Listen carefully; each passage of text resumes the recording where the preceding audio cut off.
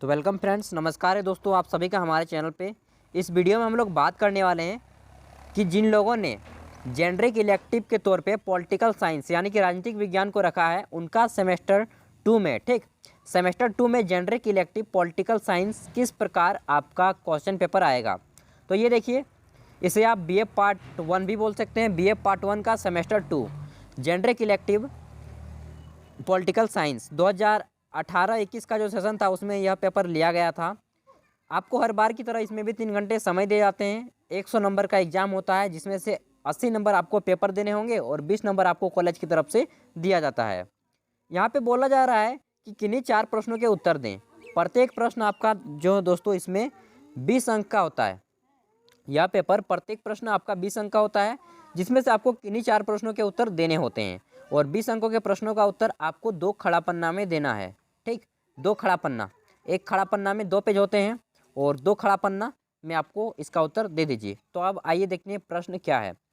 पहला प्रश्न है दोस्तों यहाँ पे कि भारतीय संविधान की प्रमुख विशेषताओं का वर्णन करें।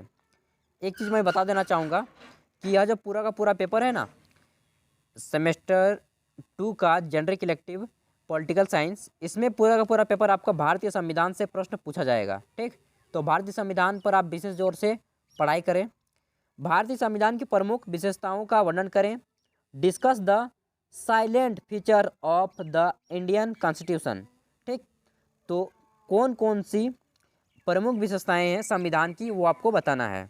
तो बताइए कि भारतीय संविधान विश्व का सबसे बड़ा संविधान है, इसमें इतने अनुच्छेद हैं, इतने अनुसूचियां हैं, ठीक ना, इतने भागों में बांटा गया है और कहाँ कहाँ से लिया गया है, उन सबको आप डिस्कस कर दीजिए। आगे देखते हैं। तो दूसरा क्वेश्चन है कि भारतीय संविधान की प्रस्तावना की व्याख्या करें। Discuss the preamble of the Indian constitution, यानी कि भारतीय संविधान की जो प्रस्तावना है दोस्तों, जिसमें हम बोलते क्या हैं, हम भारत के लोग भारत को एक संपन्न संप्रभुत्व वो जो बोलते हैं ना, बस उसी को आपको बताना है कि इसे कब तैयार किया गया, किसके द्वारा तैयार किया गया और इसमें निरपेक्षता और क्या क्या शब्द है, इसे कब जोड़ा गया, किस संशोधन में जोड़ा गया, वो आपको बताना है। देखिए, पॉलिटिकल साइंस थोड़ा हार्ड होता है अदर के मुकाबले BA में। अब आइए देखते हैं। तो तीसरा क्वेश्चन है कि भारतीय नागरिकों को प्राप्त मौलिक अधिकारों का वर्णन करें। तो बताइए कि भारतीय नागरिकों को कितने मौलिक अधिकार प्राप्त हैं, ठीक ना, और कौन कौन से अनुसूची से संबंधित हैं। समानता का अधिकार, स्वतंत्रता का अधिकार, धार्मिक स्वतंत्रताओं का अधिकार, ठीक ना, ये सब आपको बताइए। संवैधानिक उपचारों का अधिकार और कौन सा अधिकार को समाप्त कर दिया गया, जैसे कि संपत्ति का अधिकार को समाप्त कर दिया गया। तो मौलिक अधिकारों की संख्या 10 है, ये बताइए। ठीक, तो ये आपको बताना है। Discuss the fundamental rights of Indian citizen, तो ये हो गया तीसरा क्वेश्चन। चौथा क्वेश्चन देखते हैं। तो देखिए, मैं आपको क्वेश्चन को समझाने की प्रयास करता हूँ, ठीक, प्रत्येक क्वेश्चन को। चौथा क्वेश्चन है कि राज्य के नीति निर्देशक सिद्धांतों के महत्व का मूल्यांकन करें। Evaluate the significance of the directive principles of state policy. तो डायरेक्टिव प्रिंसिपल जैसे कि राज्य के नीति निर्देशक सिद्धांत को आयरलैंड से लिया गया है, इनमें किन चीज़ों को ध्यान दिया गया है और किन बातों को विशेष रूप से बताया गया है, इन सब को आपको बताना है। आगे देखते हैं। तो पांचवा क्वेश्चन है कि भारतीय प्रधानमंत्री के अधिकारों एवं कार्य और स्थिति की विवेचना करना है कि इनके अधिकार कौन से हैं, इनकी नियुक्ति कौन करता है और ये कौन कौन से चीज़ों के हेड होते हैं, जैसे कि नीति आयोग का हेड होता है, ठीक ना, तो ये आपको बताना है। Discuss the powers, functions and positions of the Indian prime minister. छठा क्वेश्चन है दोस्तों, देखिए, आपको किसी 4 प्रश्न का ही उत्तर देना है। इतना प्रश्न आप पढ़ लीजिए, जो आपको आसान लगे 4 वही 4 बनाना है। तो छठा क्वेश्चन है कि राज्यसभा के गठन एवं अधिकारों का वर्णन करें। Discuss the composition and powers of Rajya Sabha, यानी कि राज्यसभा का गठन कैसे होता है, इसके सभापति कौन होते हैं, ठीक ना, और राज्यसभा में कितने सदस्य होते हैं, इन सभी चीज़ों को आपको डिटेल में एक्सप्लेन कर दीजिए। और साथ ही बता दीजिए कि राज्यसभा उच्च सदन होता है, लोकसभा निम्न सदन होता है। तो दोस्तों, आप पॉलिटिकल रखें यार, थोड़ा बहुत तो जानकारी रखना पड़ेगा। आगे देखते हैं। तो हमारा 7वां क्वेश्चन आता है कि भारत में राज्य प्रशासन में राज्यपाल की भूमिका की विवेचना करें। Discuss the role of the governor in the state administration in India.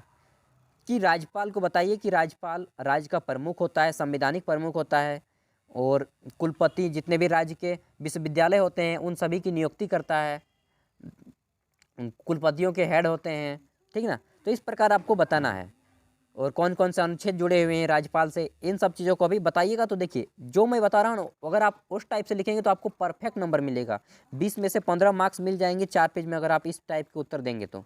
ठीक, आगे देखते हैं। तो 8वां क्वेश्चन आता है कि भारतीय सर्वोच्च न्यायालय के संगठन तथा शक्तियों की विवेचना करें। कि भारत का जो सर्वोच्च न्यायालय है, यानी कि सुप्रीम कोर्ट जो दिल्ली में है, ठीक ना, भारत का सर्वोच्च न्यायालय जो सुप्रीम कोर्ट है दिल्ली में है, इनकी कौन कौन सी शक्तियां हैं, इन सबको बताना है। इनमें कितने न्यायाधीश होते हैं, ठीक, और मुख्य न्यायाधीश कौन होता है, इसकी नियुक्ति कौन करता है, इस सब के बारे में भी आपको थोड़ा थोड़ा बताना है। इंग्लिश में इसे बोला जाएगा discuss the organisation and powers of Indian Supreme Court. तो ये बताना है कि ये सभी न्यायालयों का हेड होता है। तो देखिए मैंने पॉलिटिकल साइंस ऑनर्स किया है, इसलिए मुझे पॉलिटिकल साइंस के बारे में थोड़ी बहुत जानकारी है, तो वही चीज़ मैं आपको दे रहा हूँ। अगर आपको अच्छा लगे तो प्लीज़ इसे ग्रहण कीजिए, और अगर आपको लगता है कि यार मेरे पल्ले नहीं पड़ रहा है तो मत कीजिए यार। जो चीज़ आपको अच्छा ना लगे ना, चाहे आदमी हो चाहे आपके विचार, नहीं लेना चाहिए जो आपको अच्छा ना लगे। ठीक, तो इस वीडियो को हम यहीं पे एंड करते हैं।